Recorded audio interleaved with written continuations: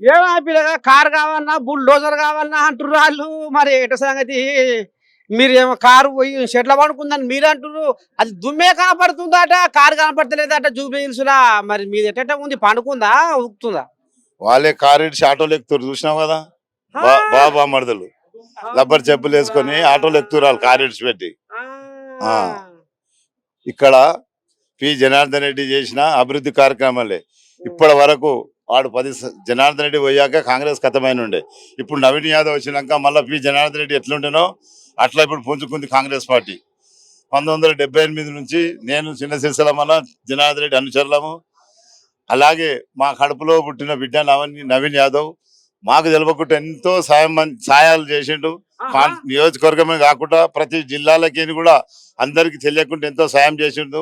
30-40 మంది టీచర్లకు ఉద్యోగాలు పెట్టించిండు. ఎస్ఐలు అయ్యారు, ఐపీఎస్లు అయ్యారు. అతని యొక్క సేవాభావంతో మొన్న 2000 మందికి శ్రీమంతం చేసిండు. 2000 మందికి శ్రీమంతం చేసిండు. 200 అన్న ప్రసాదం చేసిండు.